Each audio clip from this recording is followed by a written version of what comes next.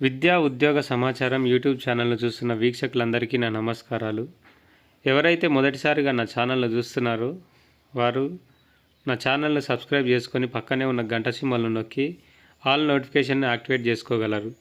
దీనివలన నేను చేసే ప్రతి వీడియోలు మీకు వస్తాయి. ఒకవేళ ఈ వీడియో మీకు నచ్చినట్లయితే లైక్ చేసి మీ ఫ్రెండ్స్ అండ్ ఫ్యామిలీకి షేర్ చేయగలరు. నన్ను నా ఛానల్ను సపోర్ట్ చేయగలరని కోరుకుంటున్నాను. ఇక లేట్ చేయకుండా విషయంలోకి వెళ్దాం. డిఎస్సి 2024 జిఆర్ఎల్ ఎప్పుడు? ఫైనల్ కీలో ఏమైనా మార్పులు ఉంటాయా తెలుసుకునే ప్రయత్నం చేద్దాం.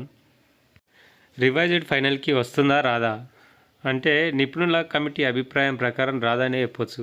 డిఎస్సి జిఆర్ఎల్ ఎప్పుడు? డిఎస్సి జిఆర్ఎల్పై విద్యాశాఖ స్పందన ఏంటి? అసలు డిఎస్సి జిఆర్ఎల్ ఆలస్యం కావడానికి గల కారణాలు ఏంటి?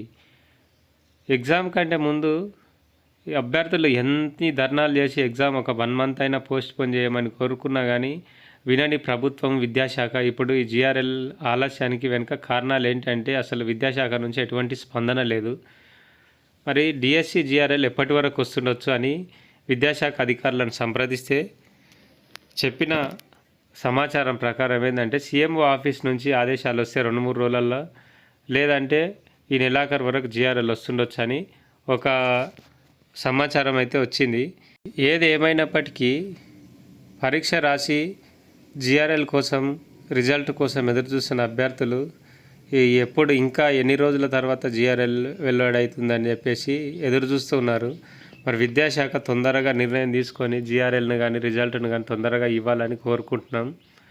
ఎవరైతే మరి ఉద్యోగం కోసం సీరియస్గా ప్రిపేర్ అయ్యి వస్తుంది అని చెప్పేసి ఆశతో ఎదురు చూస్తున్నారో వారందరికీ ఆల్ ద బెస్ట్. ఛానల్ను సబ్స్క్రైబ్ చేసుకోవచ్చు కదా.